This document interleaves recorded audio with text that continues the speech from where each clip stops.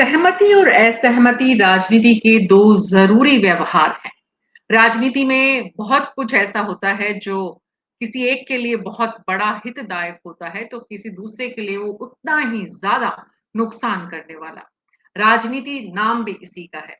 राजनीति में राजशाही से लेकर लोकतंत्र तक बहुत सारे ऐसे अनगिनत वृत्तांत हैं जो कभी नैतिकता के आधार पर सही नहीं कहे गए, कभी कानून के आधार पर और कभी व्यवहारिक राजनीति के आधार पर।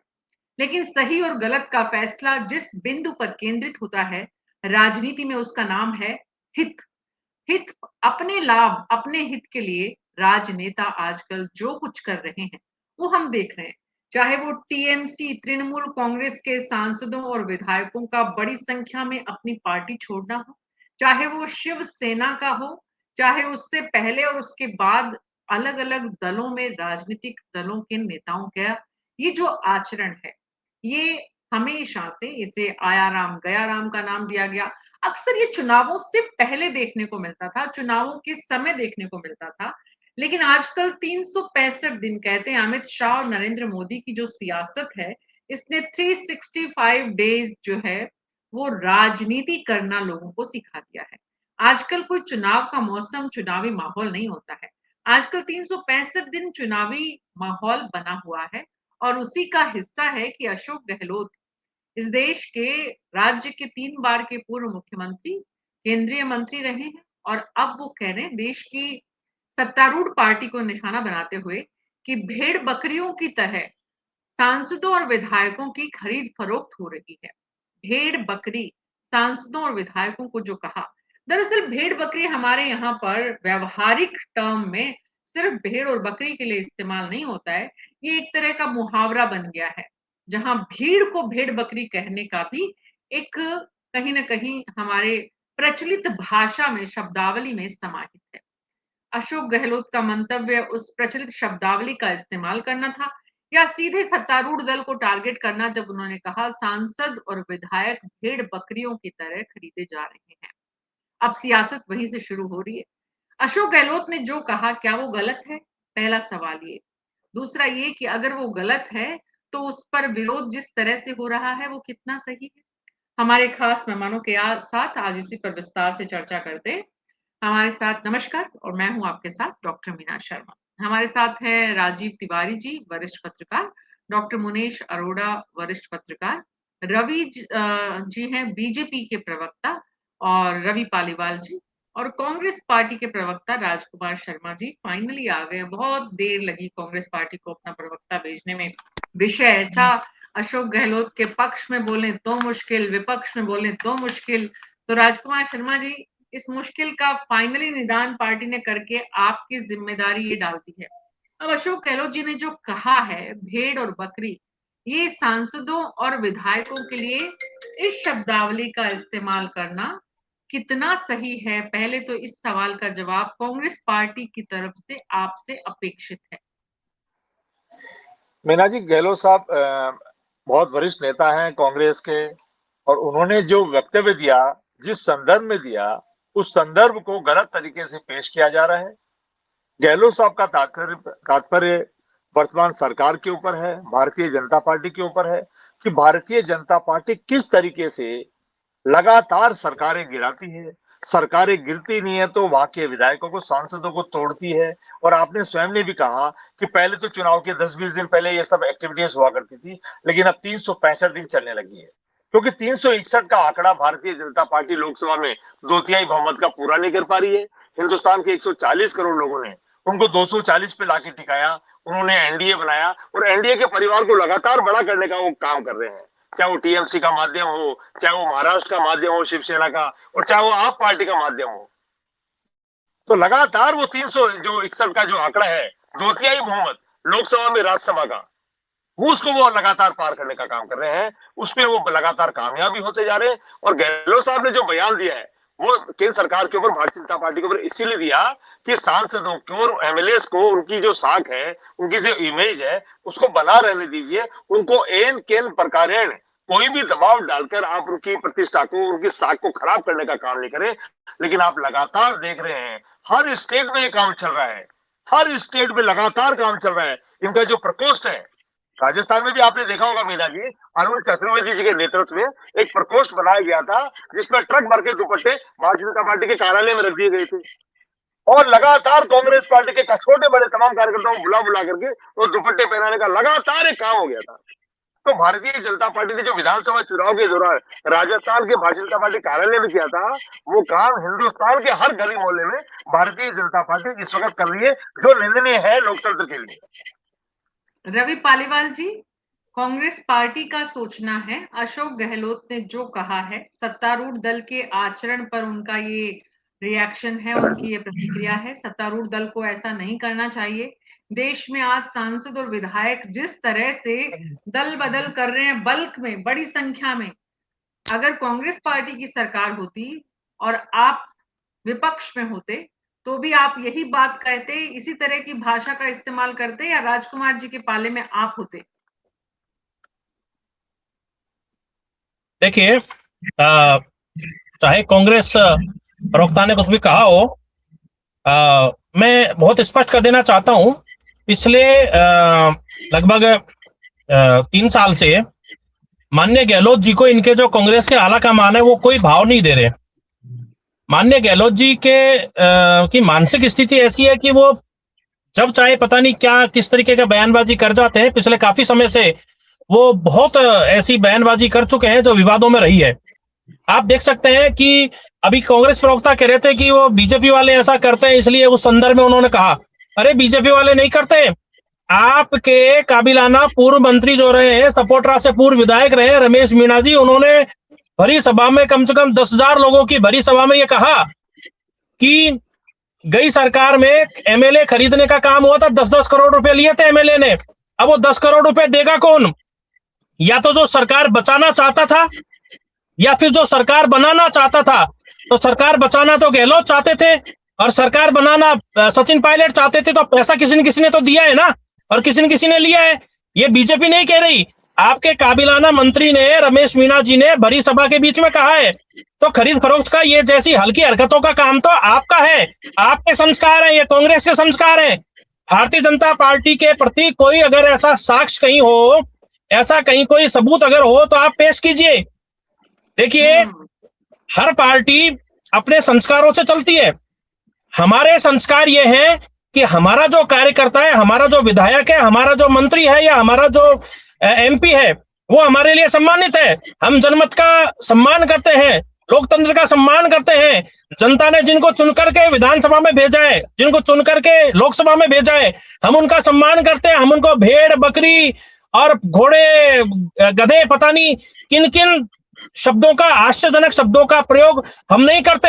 हमारे लिए जनता जनार्दन हमारे लिए भगवान है, हमारा कार्यकर्ता हमारा नींव की ईंट है, हमारा कार्यकर्ता हमारे लिए सम्माननीय है, हमारे एमएलए हमारे लिए सम्माननीय है, हमारे लोकसभा के सदस्य हमारे लिए सम्माननीय है। गाय भैंस बकरी घोड़े ये आपके लिए होंगे, ये आपके संस्कार हैं, कांग्रेस के संस्कार हैं। खरीद फरोख्त की बात तो आप लोग करते हैं और आपने की है, और अब से पहले भी आप ही लोग करते आए हैं जी। आरोप लगाना अलग बात है। राजीव तिवारी जी, सत्ता पक्ष और विपक्ष एक दूसरे पर आरोप लगाते हैं। राजनीति में राजनीतिक दलों का काम है आरोप प्रत्यारोप करना। लेकिन एक बात है कि जब कांग्रेस में ये जो कुछ हुआ, तो जिस तरह से रिसोर्स पॉलिटिक्स हुई, यहाँ पर तृणमूल कांग्रेस या शिवसेना के लोगों का जो शिफ्ट हुआ वो बहुत ही स्मूथ हो गया, पता ही नहीं चला। राजीव तिवारी जी, ये जो नए दौर की राजनीति है, ये पिछले आयाराम गयाराम से कितनी अलग और किस रूप में नजर आ रही है आपको? देखिए, कुल मिला के उसका स्वरूप बदल गया है। वही सब पैसे के लिए आते हैं, पैसे के लिए जाते हैं। कुल मिला के कोई इसमें वो वाली बात नहीं है। और दोनों प्रवक्ताओं को सुना, मुद्दे की बात किसी ने नहीं करी। अशोक गहलोत ने सीधी सी एक कहावत है, भेड़ बकरी हरदम रेवड़ में चलते हैं, आगे एक चलता है, पीछे पीछे जहां चले सारे चल दिए। और अब तो लोकसभा और संसद में ही ये कानून है कि 2/3 में टूटेंगे जब ही आएंगे, दूसरे में शामिल होंगे, तो रेवड़ में ही जाएंगे ना। अब देखिए, तृणमूल के विधायक गए तो वो पूरे रेवड़ में गए, 2/3 गए, उनके सांसद गए उनकी जो 27 या 28 संख्या है उसमें से 20 चले गए। ऐसे ही शिवसेना में 9 में से 6 चले गए। तो अब तो रेवड़ का जमाना है, रेवड़ में ही जाएंगे जब ही वो शामिल हो पाएंगे, नहीं तो सदस्यता रद्द हो जाएगी। तो भेड़ बकरी का उनका सेंस इस तरीके से, भेड़ बकरी तो क्या, यूं तो फिर गधे घोड़े भी बिकते हैं, फिर यूं तो चोर साहूकार भी बिकते हैं। तो ये तो एक कहावत है कि भाई भेड़ बकरियों की तरह, क्योंकि वो रेवड़ में चलने के आदी होते हैं और आजकल जमाना ही रेवड़ का हो गया है। आप रेवड़ में नहीं चलोगे, झुंड में नहीं चलोगे तो आपकी कोई पूछ ही नहीं होगी वहां पे, उतने ही ज्यादा और दाम रेवड़ में लगेंगे चलने आप वालों जितने की भी, झुंड में आओगे। दरअसल राजीव जी, रेवड़ में चलने वालों की भी कोई पूछ नहीं होती है, वो भी पूछ भीड़ नहीं का होती, हिस्सा लेकिन बनकर। दाम दाम मिल जाते हैं उनको। तो अपनी 4 पीढ़ियां 7 पीढ़ियां तर जाती हैं उनकी, उनके तो ये दाम जो है जितने। वो और इतना सबसे ज्यादा। बड़ी बात है, देखिए रेवड़ में चलने का एक वो भी होता है, रेवड़ में 200 भेड़ें होती हैं या 2000 भेड़ें होती हैं, एक आदमी होता है डंडा लेके आगे, जैसे हाँकता है वैसे ही वो सब चल पड़ते हैं।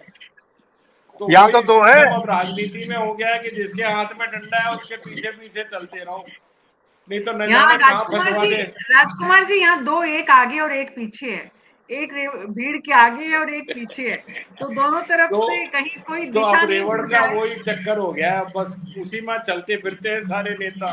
ये नेता लोग भी देखिए समझ रहे हैं।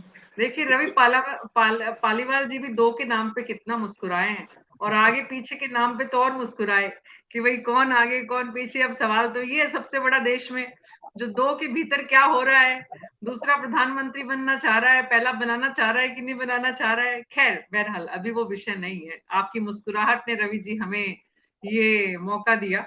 बहरहाल डॉक्टर मुनेश अरोड़ा, बात ये है कि इस वक्त राजनीति का जो रूप देखने को मिल रहा है, राजनीति हमेशा ही, हम किसी भी समय काल को याद करें, 20 साल पहले की राजनीति, 40 साल पहले की, 60 साल पहले की, या 100 साल, 200 साल, हम किसी भी दौर की बात कर लें, हर दौर की राजनीति का स्वरूप समय के साथ बदला है।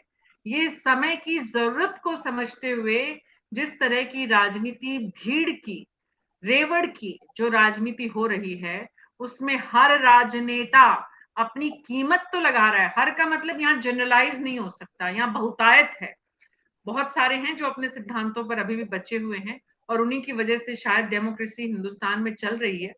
तो उनकी संख्या का प्रतिशत कितना है वो कोई शोध का विषय हो सकता है। लेकिन अभी जिस तरह से डॉक्टर मुनेश अरोड़ा, जिस तरह की राजनीति हो रही है, आज के समय को, इस दौर की राजनीति को इतिहास में जब लिखा जाएगा, कैसे याद किया जाएगा? मीना जी, जब भी इतिहास लिखा जाएगा इस दौर को काला दौर माना जाएगा, अच्छा दौर नहीं कहा जा सकता। ये भारतीय जनता पार्टी प्रवक्ता जिस बात को कह रहे हैं वो ठीक हो सकती है, मगर उन्हें अपने जो आदर्श हैं उनको याद रखना चाहिए।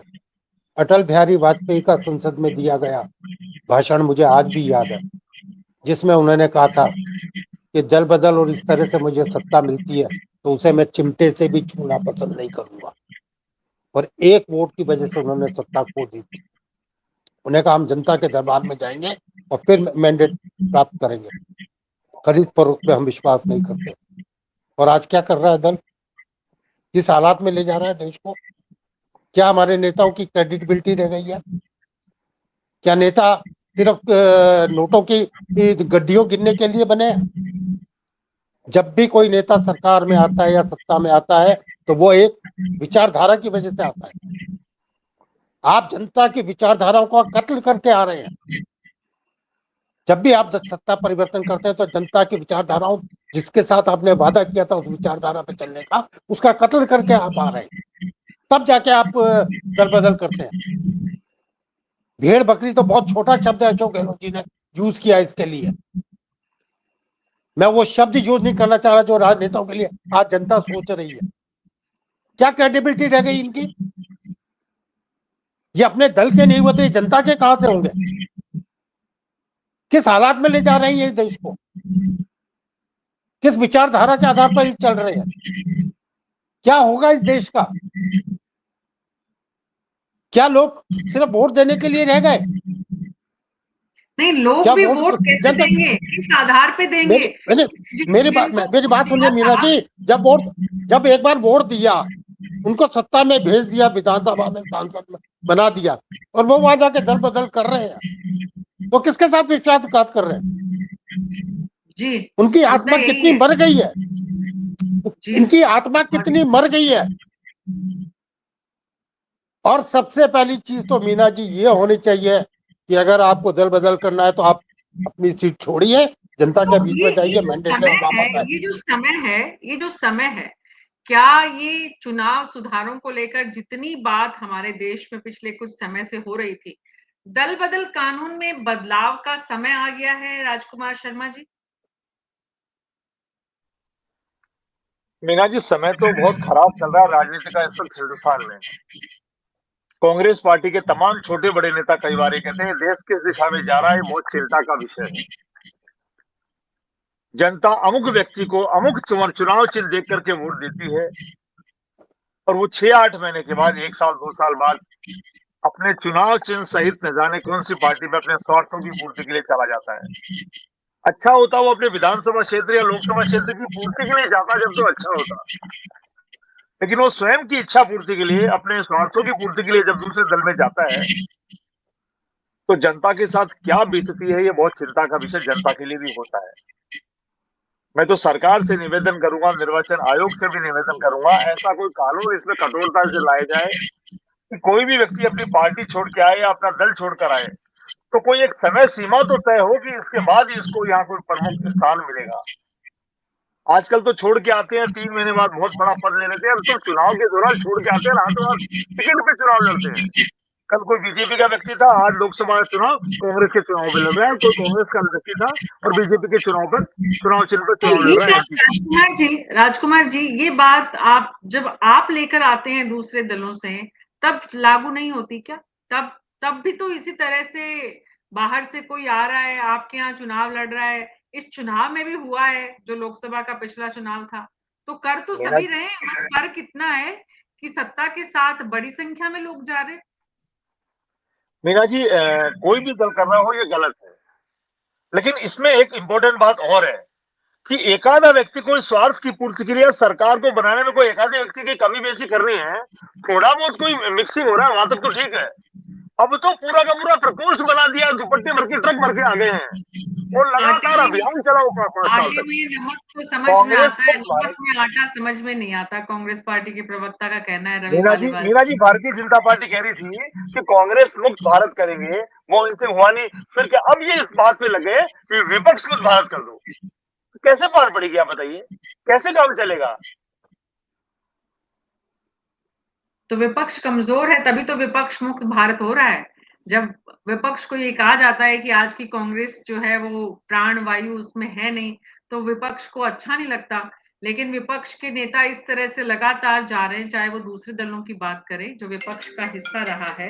बात ये है रवि पालीवाल जी, आपके यहाँ कम से कम ये बात पूरी तरह से साफ हो गई है रवि जी, कि आपके यहाँ बल्क में आ रहे हैं, सब बड़ी संख्या में एक साथ ट्रक भर के आ रहे हैं। जो राजकुमार जी कह रहे हैं कि भाई आपने अरुण चतुर्वेदी जी की एक उदाहरण है, लेकिन हाँ, आज की तारीख में देश में बल्क में सिस्टम बना दिया है आपने, तो नैतिकता, शुचिता, राजनीतिक आचार संहिता, इन सब का तो कोई अर्थ ही नहीं रह गया है। राजनीति विज्ञान का विद्यार्थी जब 2026, 25, 24 की राजनीति को देखेगा और समझेगा कि देखिए बीजेपी का जब राज था, तो बीजेपी के दौर में कितनी बड़ी संख्या में दूसरे दलों के विधायक और सांसद बीजेपी में आए, तो आप इसे बीजेपी की उपलब्धि के रूप में पढ़ाएंगे कि आप इसे विपक्ष की नाकामी के रूप में पढ़ाएंगे? मैं एक तो बहुत स्पष्ट कर दूं कि टीएमसी के सांसद टीएमसी को तोड़ करके आए हैं तो बीजेपी में नहीं आए हैं, उन्होंने अपने एक अलग से पार्टी बनाई है, या अन्य किसी पार्टियों से अगर कोई सांसद टूट करके आए हैं तो बीजेपी में नहीं आए हैं।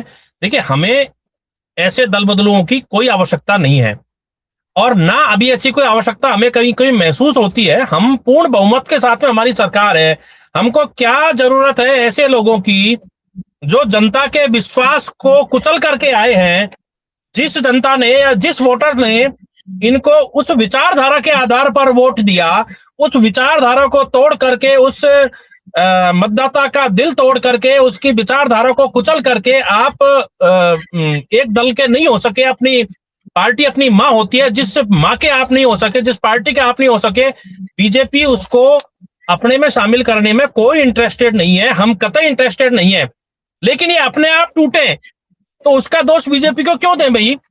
देखिए, मैं आपको फिर मैं निवेदन करूं, चाहे कोई राजनीतिक पार्टी हो या कोई समाज हो, उसके एक अपने सिद्धांत होते हैं। और यहाँ इनके संस्कार कांग्रेस के कहो या टीएमसी के कहो, टीएमसी भी क्या, तृणमूल कांग्रेस या नाम के पीछे उसके भी कांग्रेस लगा हुआ है, तो इस कांग्रेस के जो संस्कार है वो संस्कार ही इस तरीके के हैं, ये भद्दी भाषा का प्रयोग करना, और विरोधियों के ऊपर तो, दूसरे दलों के ऊपर तो खैर करते ही हैं, ये अपनों को भी नहीं छोड़ते। मैं फिर आपको याद दिलाना चाहूंगा, सचिन पायलट जो सरकार जब कांग्रेस की हुआ करती थी, दूसरे नंबर के जो एक बड़े नेता थे, उप मुख्यमंत्री थे, उनको कांग्रेस के इन्हीं श्रीमान जी ने, गहलोत जी ने क्या कुछ नहीं कहा, निकम्मा, नकारा, निकृष्ट, पता नहीं वगैरह वगैरह बहुत। आप देखिए कि आप गहलोत जी को छोड़िए, गहलोत जी के अलावा आप जाएंगे इनके आला कमान पर जाएंगे तो राहुल गांधी जी ने क्या कुछ नहीं कहा भाई।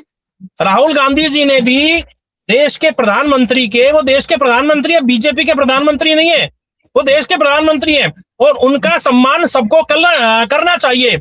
आरोप लेकिन जिस भाषा का प्रयोग उन्होंने, आतंकवादी उनको कहा, गद्दार उनको कहा, देश का गद्दार है, आतंकवादी है, और तूताकड़े से बोलते हैं, आएगा रोएगा। मैं देख रहा था, बड़ा मुझे शर्म आ रही थी।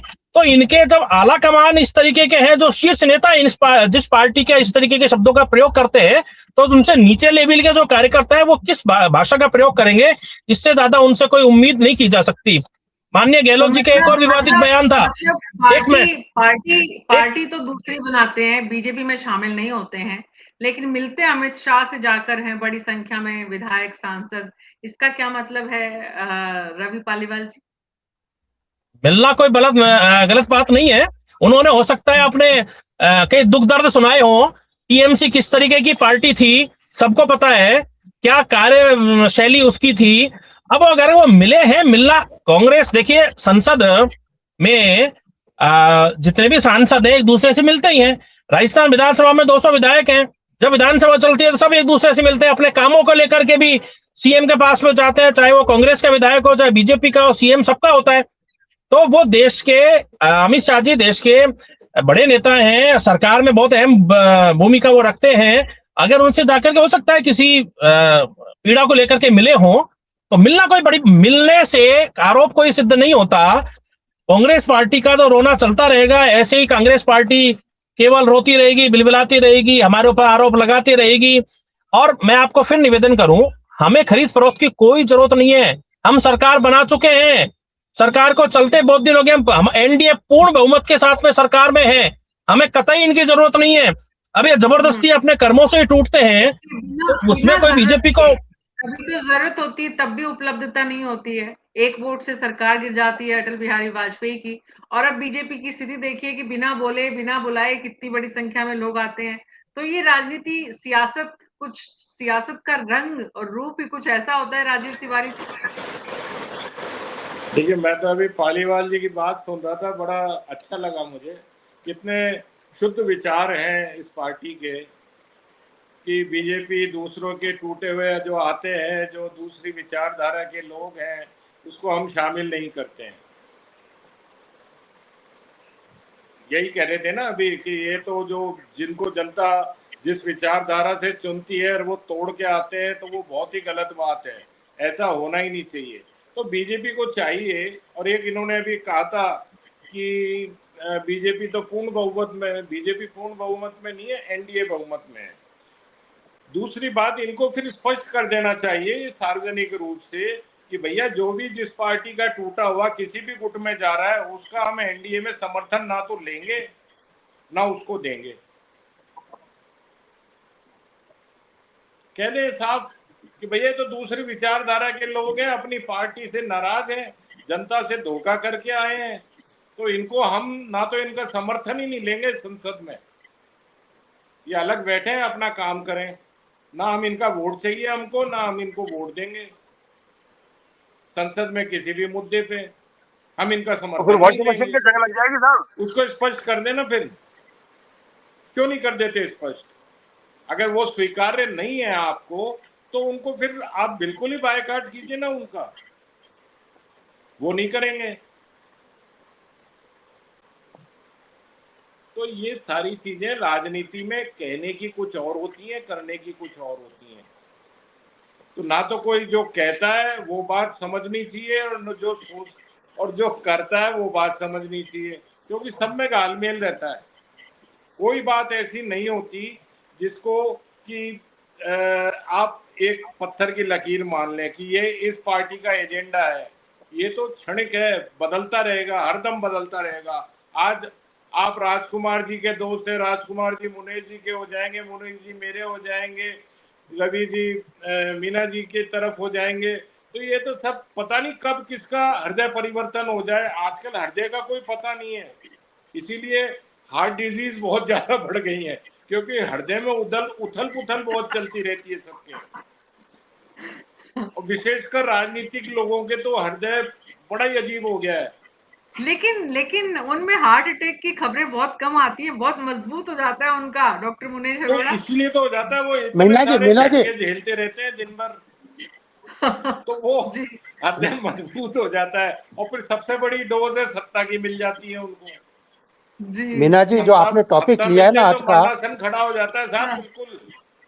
हमारे यहाँ तो उदाहरण है, हरदेव जोशी जी बेड रिडन थे, उनको कहा मुख्यमंत्री बन जाओगे, तो बोला हाँ बिल्कुल रेडी हूँ, कल शपथ ले लूंगा। नरसिम्हा राव की भी तो तो वही हालत थी। राजनीति में तो हृदय ही सब कुछ है। अगर मीना जी, जो हृदय आज का मजबूत टॉपिक नहीं है लिया तो आपने, जिसपे राजनीति बात, करने की जरूरत ही नहीं है,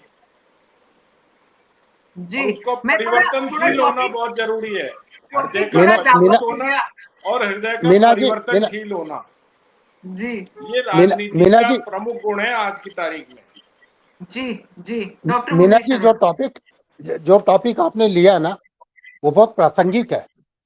क्योंकि जो पर्दे के पीछे की कहानी है, मेरे मित्र हैं एक एडवोकेट रोशन लाल जी जैन, इस टॉपिक का नटशेल मीना जी ये है कि जो राजीव भाई ने कहा ना, एनडीए को टच ही नहीं करना चाहिए, जब वो पसंद नहीं करते उनको, तो कैसे पसंद नहीं करते? मेन जो एनडीए की जरूरत है वो परिसीमन लाना है, और उसके लिए 361 चाहिए। वो बात 361 तो की सब ताकत समझता हूँ लानी है। साहब, मैं तो इसीलिए तो उस आ, चीज को घुमा तो के जो कह रहा था कि फिर 361 की बीजेपी ताकत, को मना कर देना चाहिए, इतने पैसे ही खर्च आप ना जो कह होंगे, रहे हो ना, ना वो इतनी कैसे मना कर दे? फालतू की तो बातें होंगी, 361 की दुनिया के ताकत कहां से आएगी? विपक्ष के लोग परिसीमन आप कहां पर से कटाक्ष आएगा? करेंगे, कुछ नहीं होगा। परिसीमन कहां से आएगा? 361 कैसे होगा? मीना जी, बात ये हो रही है नैतिकता। क्या हमारे सांसदों विधायकों में नैतिकता बची है? जो अशोक गहलोत ने कहा, क्या जनता के बीच में उनकी कोई साख बची है, जो अशोक गहलोत कहना चाहते हैं? हालांकि ये भी सच है कि कांग्रेस ने जो सिखाया, बीजेपी ने वो सीखा, और आज वो उसको इम्प्लीमेंट बहुत अच्छे से कर रही है, उनसे 4 गुना अच्छे से इम्प्लीमेंट कर रही है। मगर उन्होंने अपना खुद का आदर्श खो दिया। अटल बिहारी वाजपेयी का जो कहा संसद में, वो बीजेपी ने खो दिया। अब जो हालात बनते जा रहे हैं, राजनेताओं की साख पर बहुत बड़ा प्रश्न चिन्ह लग गया है। लोग इनका विश्वास नहीं करेंगे। अभी मीना जी, आपने एक बात और सुनी होगी, शिवसेना के जब 6 सांसद गए तो लोगों ने कहा हम इनसे बाजार में निपटेंगे, उनके संसदीय क्षेत्र में निपटेंगे। क्या मतलब है इसका? बहुत बड़ा क्वेश्चन है मीना जी, ये जो आपकी इस पूरी बहस में छिपा हुआ है। कहीं ऐसा ना हो कि जनता गुस्से में आ जाए, वो अपने वोट की इस दुर्गति को देखकर जनता बहुत बुरी गुस्से में तरह से। आती, जनता का ये आचरण होता, जनता इतनी सक्रिय होती, तब तो मैडम ऐसे हालात ही नहीं होते। मीना जी, हर चीज गर्म होने में टाइम लगता है, हर चीज तपने में टाइम लगता है। आंदोलन देश में चला था, तब जाके आजादी मिली थी, और कितना लंबा चला था। नरम दल और गरम दल दोनों थे उसमें। एक तरफ महात्मा गांधी था, तो एक तरफ भगत सिंह भी था, एक तरफ सुभाष बाबू थे। तब देश खड़ा हुआ था, आजाद हुआ था। तो जो हालात बनते जा रहे हैं, कहीं ऐसा ना हो कि जो जनता सोच रही है कहीं उसको इम्प्लीमेंट करने लग जाए। अभी सिर्फ माउथ मीडिया के थ्रू बातें हो रही है। अभी सिर्फ जनता के बीच में एक गर्मी पैदा हो रही है। जनता को कॉकरोच जनता पार्टी क्या है मीना जी? क्या चीज समझते हैं आप जनता कॉकरोच पार्टी? एक वर्ड ही तो कहा था सुप्रीम कोर्ट के जज साहब ने, क्या हुआ? कितना बड़ा आक्रोश निकला। तो जब आक्रोश दबता है ना मीना जी, तो धीरे धीरे विस्फोट बनता है। और ये जो हालात है ना, इसके लिए अशोक गहलोत का इंडिकेशन बहुत बड़ी बात, उसके लिए जी अटल बिहारी वाजपेयी के वर्ड बहुत बड़ी बात है। मीना जी, आने वाला समय राजनीतिक दलों को आत्ममंथन का समय है। अगर उन्होंने आत्ममंथन कर कर स्थितियों को नहीं सुधारा तो जनता क्या करेगी, ये जनता ही जानती है मीना जी। और आपका ये जो टॉपिक है आज अशोक बहुत गहलोत प्रासंगिक है। आज भी राज्य की राजनीति से ज्यादा अपना कद रखते हैं और ऐसे में उनके द्वारा कही गई इस बात का कितना असर होगा ये हम देखेंगे आने वाले दिनों में। लेकिन ये बात है कि कम से कम उन्होंने प्रश्न उठाया है, उन्होंने सवाल खड़ा किया है। हालांकि अशोक गहलोत से बड़ा कोई राजनेता इस प्रदेश की राजनीति में हुआ नहीं जिसने अपने बराबर, अपने समकक्ष सब नेताओं को कहीं ना कहीं राजनीति में उनकी राजनीतिक करियर को खत्म करने का काम किया। मोदी जी भी उनको फ्रेंड कहते हैं आज। मोदी जी भी जी उनको फ्रेंड मानते हैं अपना, जी वो ऐसे ही मानते नहीं नहीं, मानते। सब सब उनके काम भी तो हो रहे हैं जी। राजीव तिवारी जी, मैं तो कह रहा ये सारा प्रकरण जो है ना, ये हाँ कांग्रेस का ही खड़ा किया हुआ है ना। ये दल बदल कानून लाते अपनी सरकार बचाने के लिए, वही उल्टा इन्हीं के ऊपर ही पड़ गया कि हाँ 2/3 तो अब जाओ रेवड़ में जाओ सब। ये अपनी सरकार बचाने के लिए जो कानून लाए थे वो इन्हीं जी के ऊपर उल्टा पड़ गया। इतिहास इतिहास खुद वरना को पहले दोहराता है 1 2 इसलिए 3 कहते हैं। 4 कोई भी चला जाता था। हाँ अब इन्होंने देखा कि कहीं ज्यादा ना हो तो अपने एक ऐसा कानून बना दो कि भाई इतने लोग तो, और इनको ये पता नहीं था कि पार्टियां इतनी पैसे वाली हो जाएंगी कि इतने को भी खरीद लेंगी। हाँ हाँ हाँ, इतिहास खुद को दोहराता है। आज कांग्रेस तो पार्टी बस वही हो गया इनके, ये बहुत बड़ी गलती हो गई दल बदल कानून बना के। तो अब इस और वो कानून में थोक क्या में, वाकई में हाँ बदलाव का वो सुधार समय की क्या कि जरूरत है, वो सुधार की जरूरत है, बहुत मतलब बड़े सुधार खुदरा की जरूरत है। व्यापार से ये चीज हो गई, अब थोक व्यापार में तब्दील हो गई। क्या बात है, क्या बात है, एकदम सही एंडिंग की आपने, सम अप किया एकदम सही। थोक व्यापार खुदरा व्यापार से थोक व्यापार में तब्दील हो गई है राजनीति। दोनों प्रवक्ता अपने अपने पार्टी को जरूर बताएं कि राजनीति का ये स्वरूप कम से कम जनता नहीं चाहती। डॉक्टर मुनेश अरोड़ा ने जैसे कहा, जनता जब रिएक्ट करेगी तब किस तरह से करेगी वो आने वाले दिनों में हम देखेंगे। अभी तक जनता सोई हुई है। हमारे दर्शक जो जनता है वो जरूर बताएं कि इस तरह से इतनी बड़ी संख्या में जब राजनेता अपनी पार्टी छोड़ते हैं और दूसरी पार्टी में शामिल हो जाते हैं तो जनता के वोट की क्या कोई वाकई में कीमत रह जाती है? आपके जवाब कमेंट बॉक्स में लिखिए और आप सबका बहुत बहुत शुक्रिया इस चर्चा में शामिल होने के लिए। न्यूज 24 पर हमारी कोशिश होती है समाज में जो हो रहा है वो आप जाने, राजनीति में राजनेता जो कह रहे हैं उसके पीछे के सत्य समझे। अशोक गहलोत ने जो प्रश्न उठाया है उसका अभी कोई जवाब उन्हें भले ही ना मिले, उस पर भले ही सियासत हो, उन पर पलट कर आए कि कांग्रेस पार्टी ने जो काम किया था, दल बदल कानून बनाया था, उसी का अब हर्जाना कांग्रेस पार्टी भुगत रही है कि इतनी बड़ी संख्या में राजनीतिक दल इतने ज्यादा सक्षम हो गए हैं कि इतनी बड़ी बोली बाजार में लगने लग गई है भेड़ बकरियों की, जो अशोक गहलोत कह रहे हैं। बहुत बहुत शुक्रिया आप सबका इस चर्चा में शामिल होने के लिए। मुझे अनुमति दीजिए। नमस्कार।